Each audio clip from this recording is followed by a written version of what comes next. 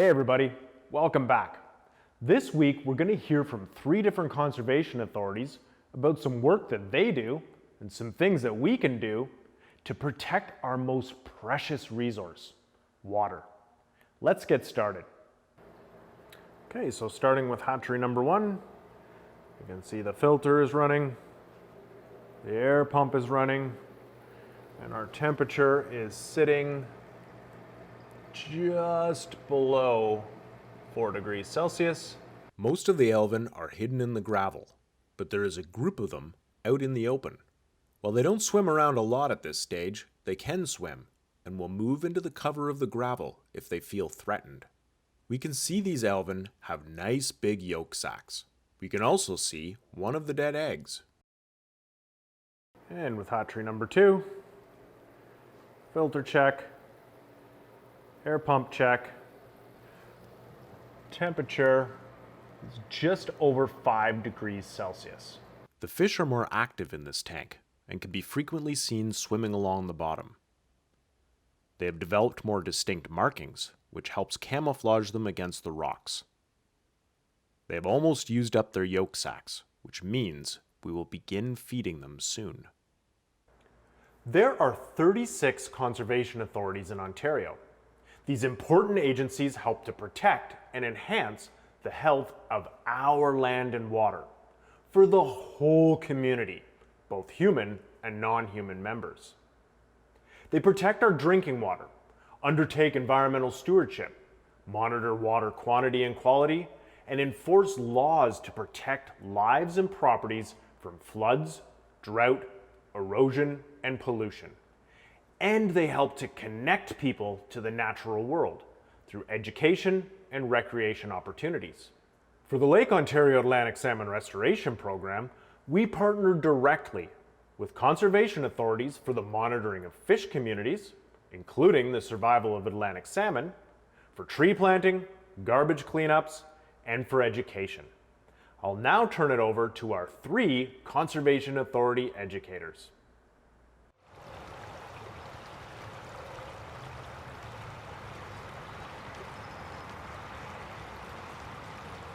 Hello, my name is Kathy Grant, and I'm one of the educators with Central Lake Ontario Conservation Authority, and I'm going to be presenting to you the Stream of Dreams.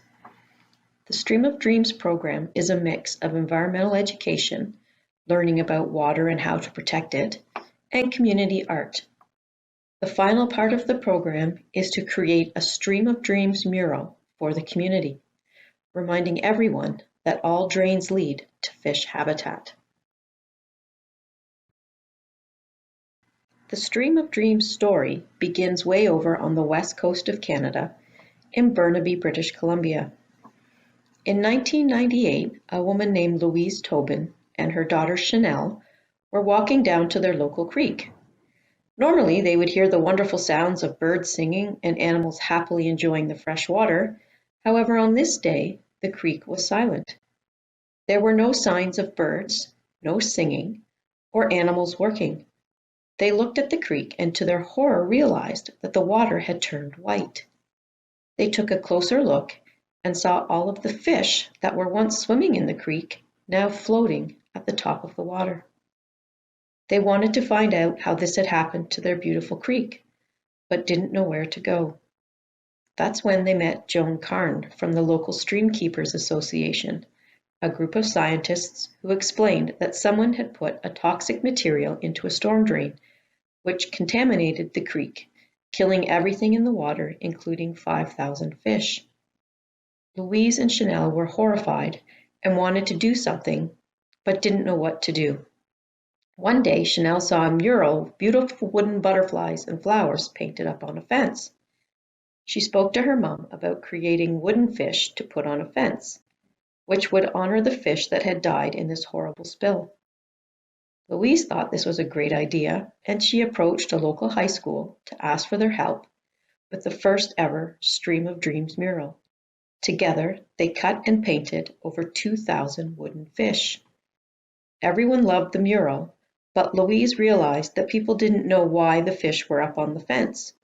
So she got back together with Joan from the Stream Keepers and came up with an education program. they started going into elementary schools to tell the story of the burned creek and talk about how we can protect it.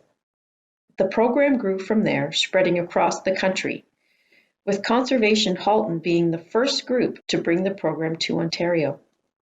Currently, over 100,000 students have participated in the program across the country and are working to protect our water.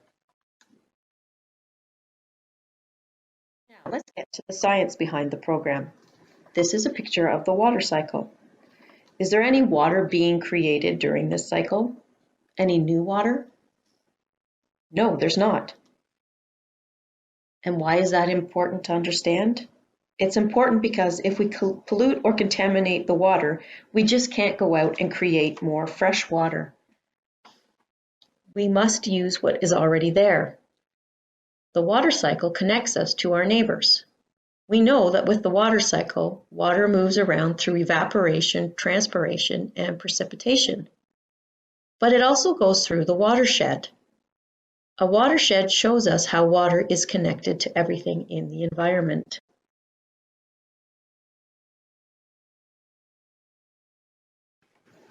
As mentioned by my colleagues, there are 36 conservation authorities across Ontario. Pictured here is the Central Lake Ontario Conservation Authority's watershed. Our watershed is located on the traditional territory of the Williams Treaties First Nations, the Chippewas of Beausoleil and Georgina Island, and Rama, as well as the Mississaugas of Alderville, Curve Lake, Hiawatha, and Scugog Island. Our vision is healthy watersheds for today and tomorrow. Our mission is to advance watershed health through engagement, science, and conservation.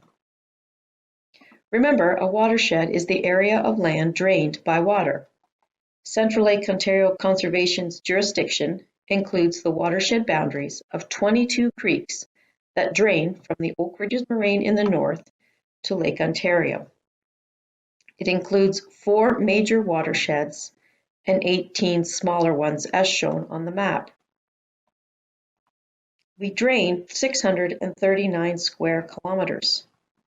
Our watershed stretches from the municipal boundaries of Ajax-Pickering in the west to Clarington in the east, north from the Oak Ridges Moraine to Lake Ontario in the south. And like TRCA, Toronto Region Conservation, all of our creeks drain into Lake Ontario. So from this slide, you can see to the north is Scugog, and at the very top of where Scugog and Oshawa boundaries meet, that is the Oak Ridges Moraine. And the Oak Ridges Moraine stretches 360 kilometers east to west. And it was created by glaciers over 10,000 years ago. Any of the precipitation that falls to the south of the Oak Ridges Moraine ends up into Lake Ontario, and to the north it goes into Lake Scugog, eventually Lake Simcoe. And all of our creeks and our lakes drain into eventually the Atlantic Ocean.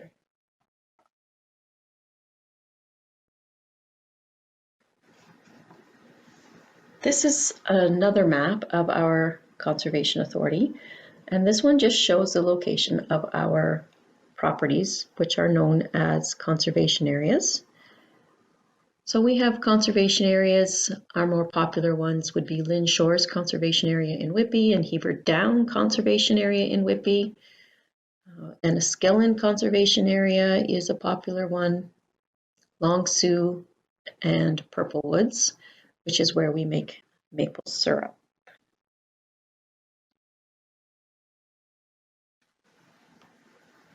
One of the most important uses of fresh water is for our drinking water, something everyone needs. There are 2 main sources of drinking water depending on where you live. You either get it from Lake Ontario or from groundwater. From the lake, it is treated before it gets into your home. It will come from the lake to a treatment plant, to a storage facility, and like I said, back into your home. Another way to get water is from groundwater or wells, which are generally more in the rural areas.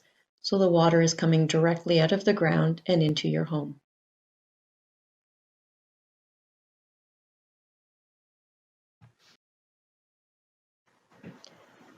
Once the water comes to our homes, there are a number of different ways we can use it.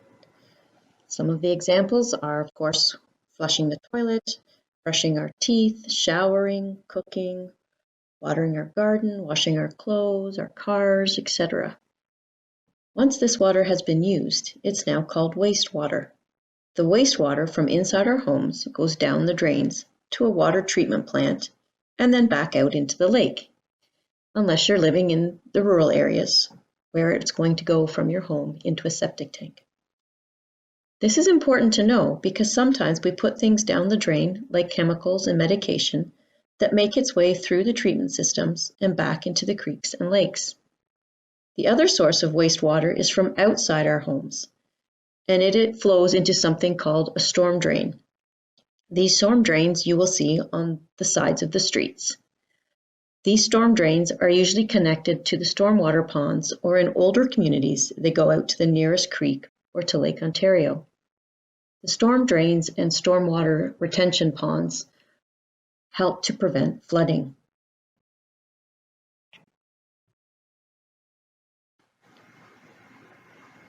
Water that goes into a storm drain, like we said, goes directly out into the stormwater ponds or into Lake Ontario or nearby creeks, depending on where you live.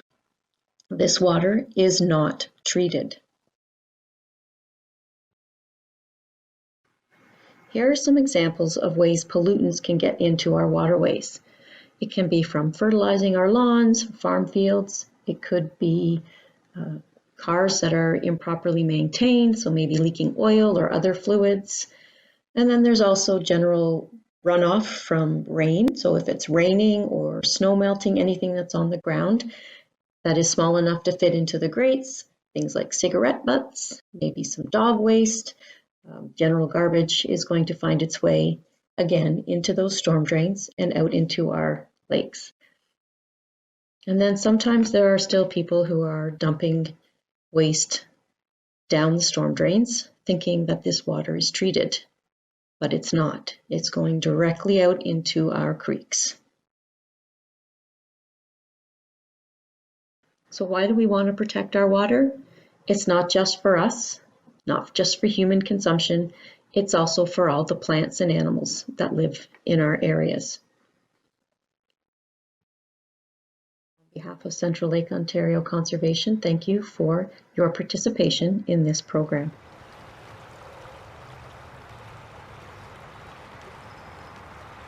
So welcome to Bring Back the Salmon program Watershed Management session. Today we are going to talk about where does the rain go? So when it rains, approximately half of the water soaks into the ground, except in urban areas where there are more hard paved surfaces and less natural ground to absorb it. In these areas, the water becomes stormwater runoff and collects in the storm sewers and waterways. As stormwater runs off makes its journey, it picks up litter, road salts, car fluid, and other pollutants. During these intense rain events, it can also cause flooding, erosion in both natural and human-built environments. So this presentation is a joint effort between myself, Mary Gowan with Toronto Region Conservation Authority, Lindsay Champagne with Ganaraska Region Conservation Authority, and Kathy Grant with Central Lake Ontario Conservation Authority. First, I'll be talking about what a watershed is, and what a healthy watershed is, and what type of animal, birds, fish, and reptiles and vertebrates you would find there. Then Lindsay will take us on a journey through the different water cycles using her watershed display. And finally, Kathy will discuss different types of stormwater pollutants and how you can take action to help. So as I mentioned, I'm with Toronto Region Conservation Authority, and I work in our Education and Training Department as a Community Learning Coordinator. My main role is to organize and deliver community programs to educate people about the environment and provide them hands-on events such as tree plantings, litter cleanups, and much more. This past year, we've also adapted our programs into virtual spaces and to keep the learning going and to help people discover the outdoors and in their neighborhood. So who is the TRCA? So with more than 60 years of experience, TRCA is one of 36 conservation authorities in Ontario. I'm working with different municipalities and other partners to look after the watershed of the Toronto region and its Lake Ontario waterfront. We help people understand, enjoy, and look after the natural environment. So what we do, we take care of 9 watersheds and the Lake Ontario shoreline in partnership with municipalities, the province, and other stakeholders in the community. We work to preserve and protect the lands, improve wildlife and plant habitat, and encourage people of all ages to get out and enjoy nature for optimal health and well-being. We also monitor and report on the health of on Toronto's environment and provide input and expertise on watershed management, resource conservation, natural heritage, and cultural heritage. We run quite a few programs that teach a greater appreciation of the environment and ways to adopt sustainable technologies. We also help to reduce human impact on natural resources while acquiring, protecting, and restoring conservation lands to further watershed and resource management. So I did mention that we take care of 9 watersheds throughout the Toronto and region. So what is a watershed? So a watershed is the area of land that catches rain and snow and drains or seeps into a marsh, stream, river, lake, or into the groundwater. Watersheds are collectors, filters, conveyors, and storage compartments for our fresh water supply.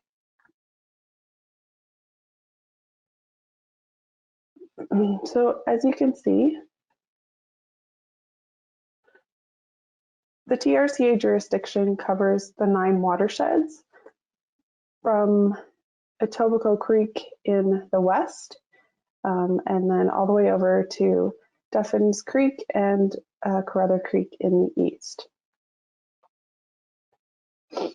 So maybe you can have a look at the map here and find your city or town that you live in and figure out which watershed you are in, because everyone is in a watershed.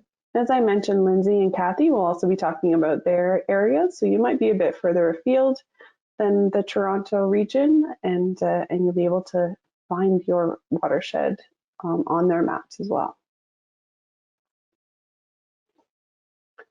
So what makes a healthy watershed? So what would you expect to find in a healthy system? So a lot of people think of clean water. You don't want to confuse that with clear water, and this may not be necessarily clean sometimes, but there's also, you see in this picture, rocks, trees around it, and animals. We've got all kinds of different animals, different amphibians, reptiles, and different things that live in a healthy water system. So a healthy water system conveys water and promotes stream flow, supports sustainable rivers, streams, lakes, and groundwater sources, and provides habitat for wildlife and plants.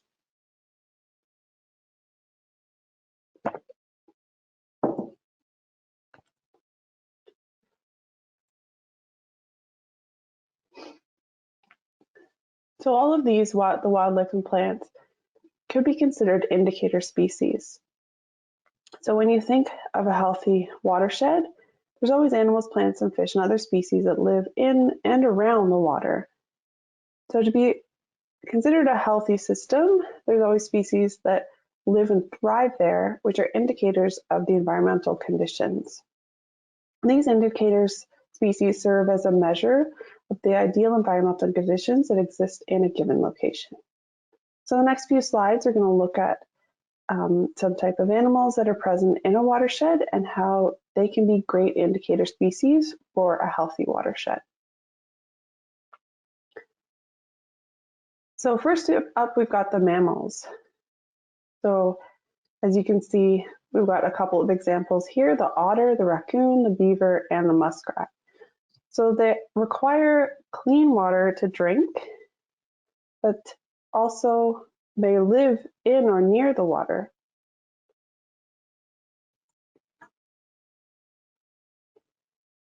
And then many fish call the watershed of Southern Ontario home.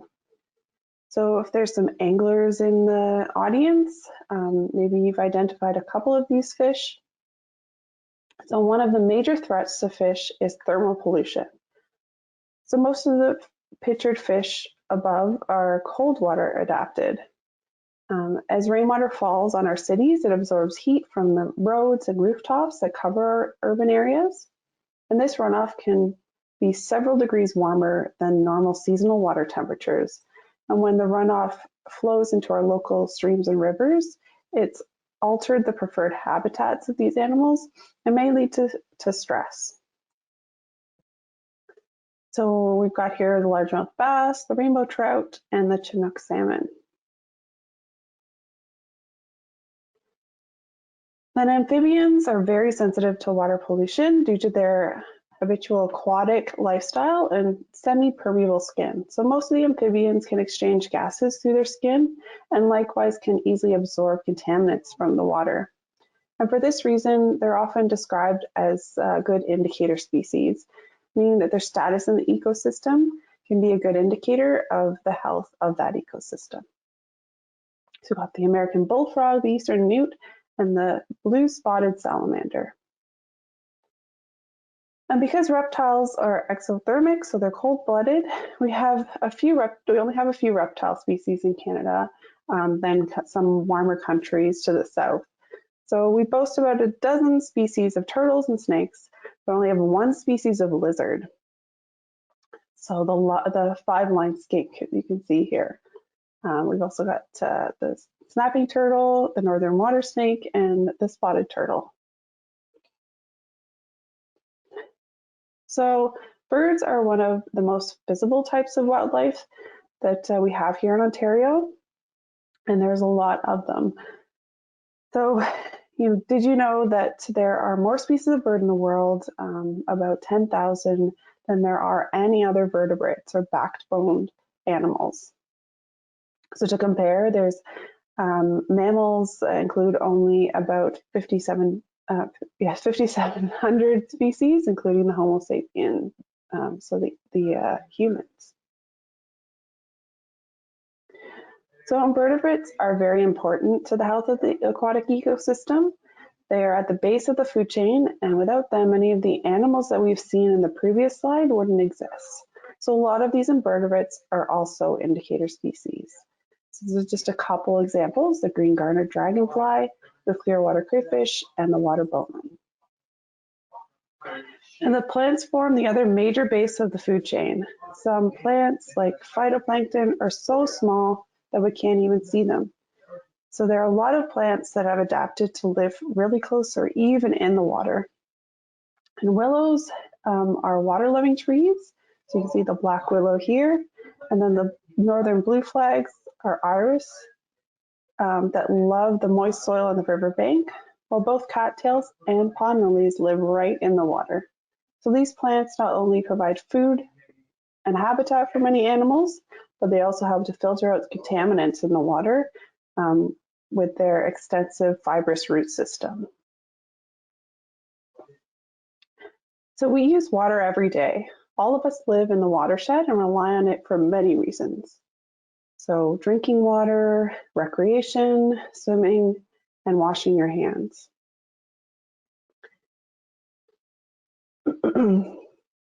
So how do humans use their water? And there are various other ways that we do use water. So just a quick question to get you thinking about how you do use water. So how many times have you turned on the tap today? 0, 7, 15, more than 20. So washing your hands or brushing your teeth, kind of getting a glass of water or watering your plants. Even events, that you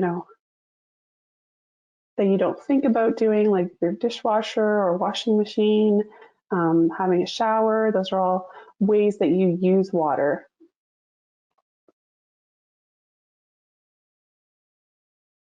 So to think about it, and think about your water usage and how you contribute to the watershed. You want to help to do your part to conserve and reduce stormwater pollution. So Toronto Region Conservation Authority does have a program called Ranger Runoff, a Stormwater Story. That's a brand new program that we offer to schools and community groups, and it's designed to help the class or group learn about the impacts of stormwater in a changing climate and discover how you can take action to protect drinking water, wildlife, and more. We also have some worksheets that are up online right now. So this kind of relates to our stormwater story program. This is one activity that's on there, the stormwater scavenger hunt. So you can go out and find different things that might affect the stormwater or not, and how they are positive or negative effects. Then we also have Educator Resources. So you can go to the Nature e-learning webpage on our trca.ca site and get the worksheets. And we also have Facebook Live videos. We also can access the presentation for the Ranger Runoff and resources just by requesting access to the page, or look at our different programs that we have. And recently we've just finished kind of action projects. So you can kind of look at different ways that you can engage your students through different projects at school. So there's a school campaign or stream study, a litter cleanup or waste audit, and then discovering your downspouts and rainwater harvesting. So thank you very much. And this is the website that I was talking about, or you can get in touch with us on social media. Those are all of our handles there. So now I'm going to pass it along to Lindsay with Ganaraska Region Conservation Authority to discuss the water cycle and show us her water display. Hi, my name is Lindsay Champagne, and I'm the watershed biologist for the Ganaraska Region Conservation Authority. As Mary has mentioned, a watershed is an area where surface water all drains to the same place, like a creek, river, lake, or ocean. These watersheds can be large, like the ocean, or small, like a small creek in your backyard. If you look at the map of our conservation areas, they're broken up into watersheds, and you can see that from Toronto to Cobourg, there's many watersheds. Because the water in a watershed all goes to the same place, it all has the same fate, and is very sensitive to pollution and land use. We're going to take the information that Kathy and Mary has given us about watersheds, water cycles, and storm drains and put it into a demonstration. So let's go see. Before we get to our demonstration, we're going to discuss how this is a watershed. It's difficult to see, but that big splotch right there is a mountain, and that means that it has higher elevation than the lake, which is way down there. Even this farm right here is higher in elevation, which means that any water that is there will drain down into the lake. You can also see that there are two creeks. You have the creek running here and the creek running there. Therefore, all of the water is draining to the same area and is expressing a drainage area, which would be a watershed. So let's get to how a watershed can be impacted by pollutants. All right, so first we're going to talk about point source pollutions. So point source pollutions are when there is one single area that contributes to pollution. An example of that would be this factory. So this factory, you can see, has an outlet that goes right to a water course. And this factory is non-compliant, means it's not following the rules, and it has pollution going right out. So if we have a giant rain event and that excess pollution goes into the water course, you can see, look at all that yellow stuff coming out of that pipe and going right into the creek. And that creek, just like Mary had told us, goes right to the Lake Ontario because that's in its watershed. Another example of a point source pollution is where your poop goes. So a sewage treatment plant. So you can see here, you have your little bays where all of the pollution sits and it settles out. So this right here is a controlled setting, but much like the factory, if there is a big storm event and these tanks overflow, then let's see what happens. See? All of that pollution goes out of those bays and into the adjacent creek that's here. So those are point source pollutions because they're going directly from one area into the watershed. So Kathy talked to you a lot about storm drains and how they are a pipe that is from a subdivision, so we'll say this one, that goes directly to the nearest water course. So although that water is hidden, it's still going right into the water course. So in this subdivision here, we have lots of pollution. So we're going to use styrofoam as our example. And then we also have this construction zone because somebody wants to build a house. So there's lots of dirt here. And look there's a stockpile with nothing preventing it from going right down. Then you have some pesticides, and who knows, this car could have had an oil leak. And then right next door, we have our golf course and our nice little mountain here with no trees. So we'll see what happens when it rains and how it impacts the storm drain. Are you ready? Woo! Did you see that pollution fly?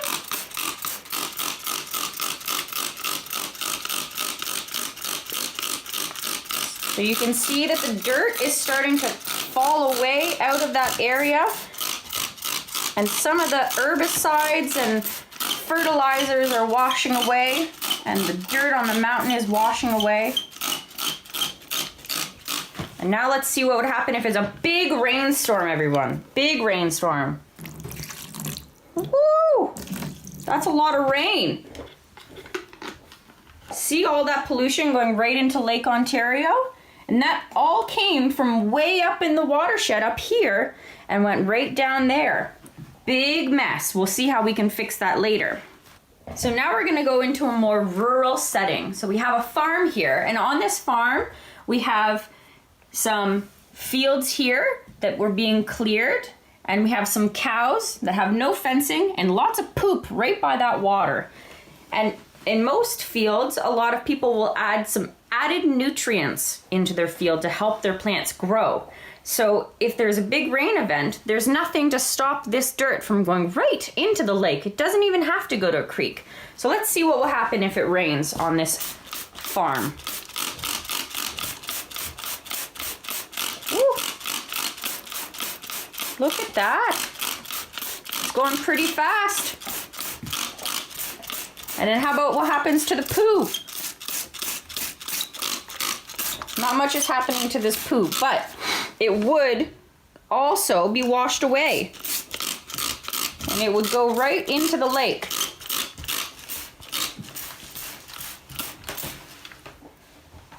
So now look at our Lake Ontario. Look at all of this dirt. We had this is the stuff from the factory. There's some plastic that came all the way from the subdivision over here. And there's some herbicides and everything in here. And that all came from higher up in the watershed and all washed down.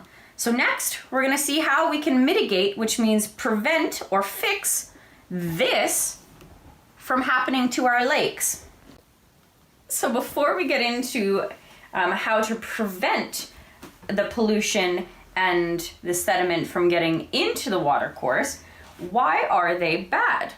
Well, all of these invisible pollutants on the landscape have some impact to the fish, wildlife, and even the water that we drink.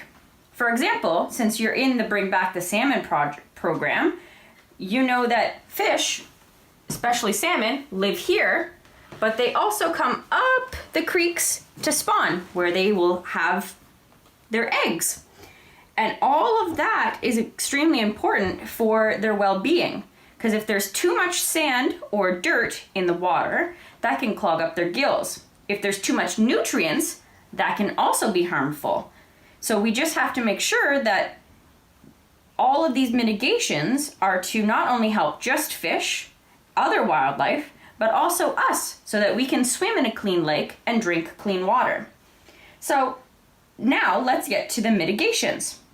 We're going to start in the subdivision area where we had our golf course and our hill. So let's start with this construction zone. So now in this construction zone, we've put in a grass buffer. So this here is a buffer strip, and the buffer strip is an area of vegetated or grass that prevents this dirt here from just washing away.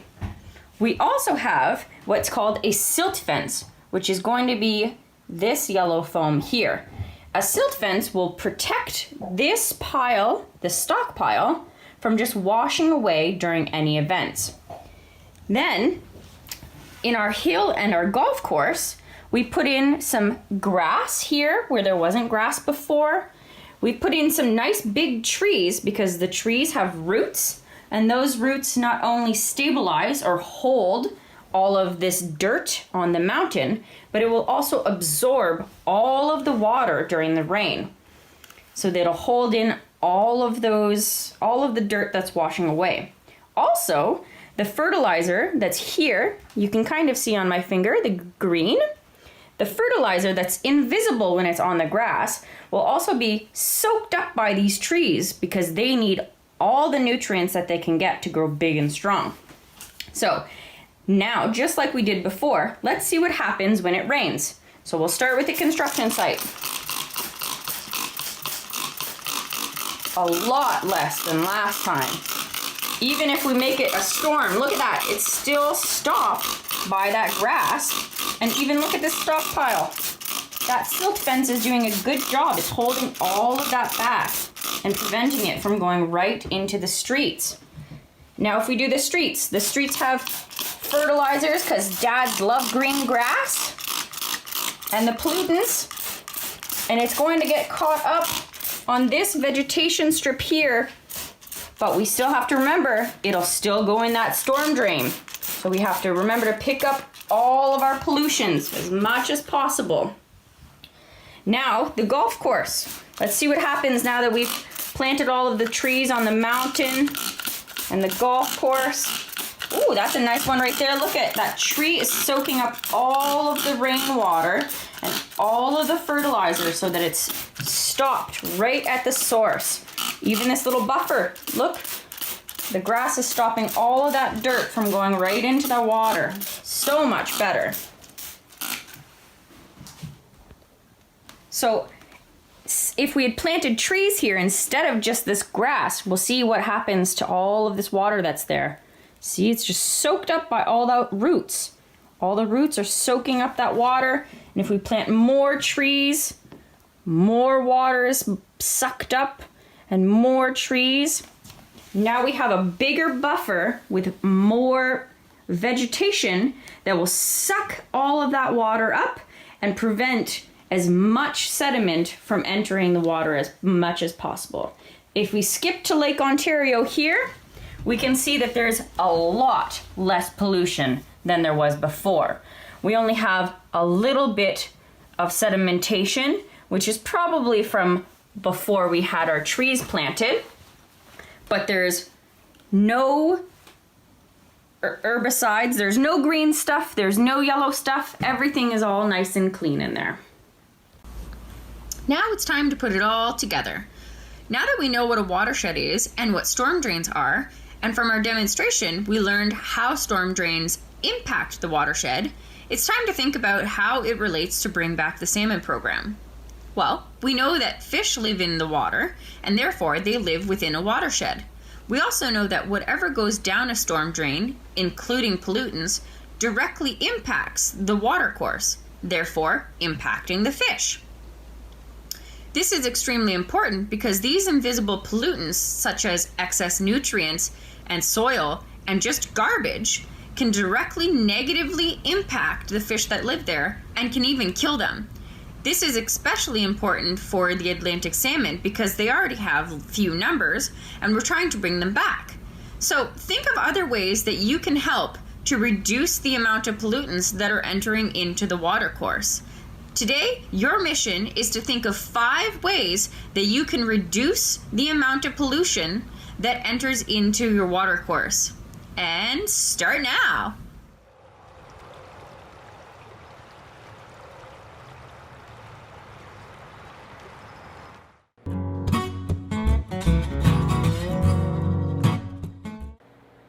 Hello everyone.